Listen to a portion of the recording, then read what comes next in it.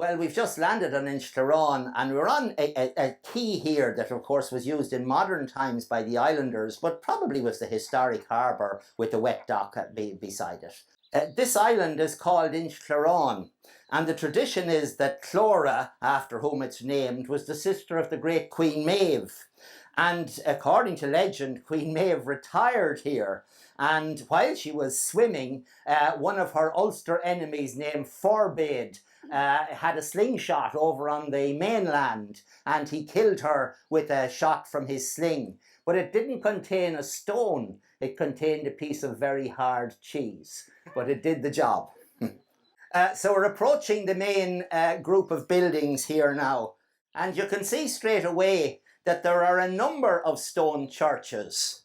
So this little complex is very much in the Irish tradition of having several churches, rather than the Anglo-Norman tradition, shall we say, of having one, or continental tradition of having one major building complex. But here we have actually got 6 separate churches on the island. The original foundation here was, of course, in early Christian times, and big changes took place in the church in Ireland in the 12th century, in succession to major changes in the European church the preceding century.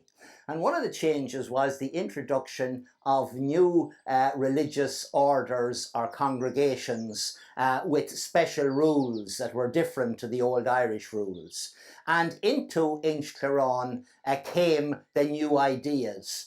And then in the 12th century, or perhaps later, we're not sure, came the canons regular of St. Augustine, who were priests and associated people who used the rule of St. Augustine.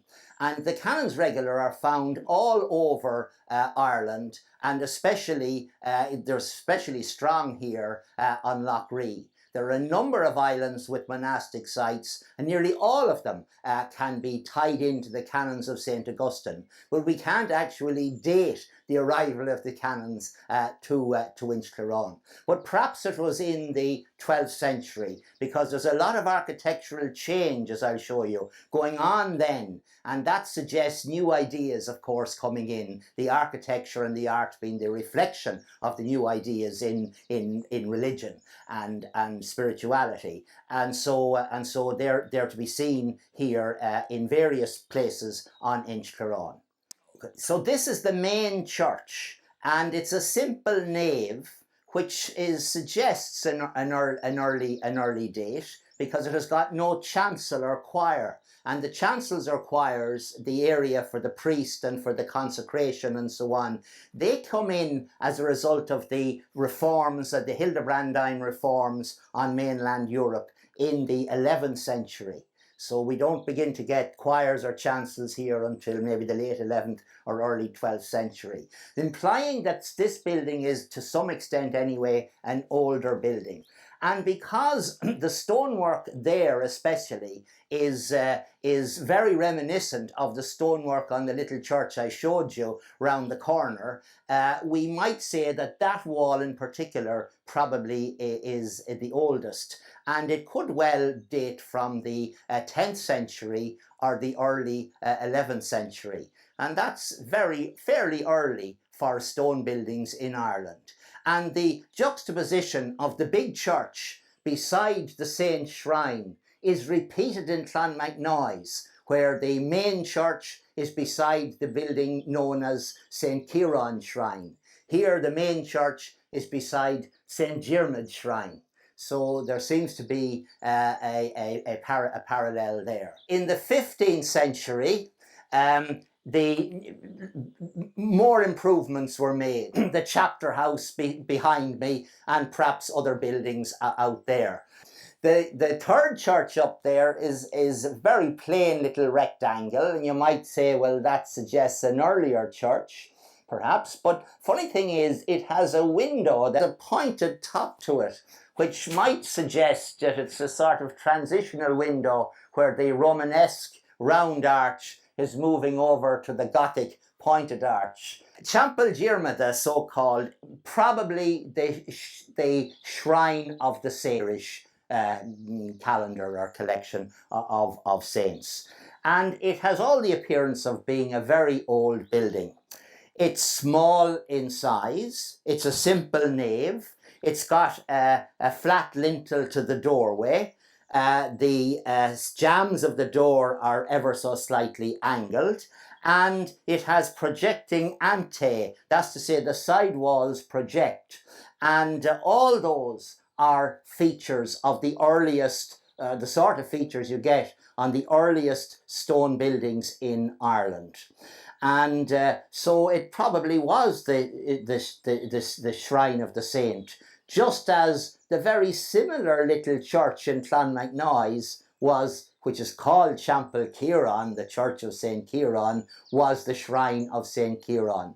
And just as in Clonmacnoise, the big church, which just over my shoulder, is side by side or very close to the little church. And that makes all sense in all sorts of ways if you work it out logically. So it's in some ways nearly the most important building on the island because it's the oldest. And these are very ancient stone churches, because originally churches were built of timber or wattle or clay. That's those sort of perishable substances that indeed cottages were built out of up to the 19th century or so, and they tend to crumble and disappear, and they're only visible to the archaeologists when they come to dig and excavate a site now. But stone buildings often survive unless somebody deliberately knocks them down and takes them away. They will survive. And so these have survived.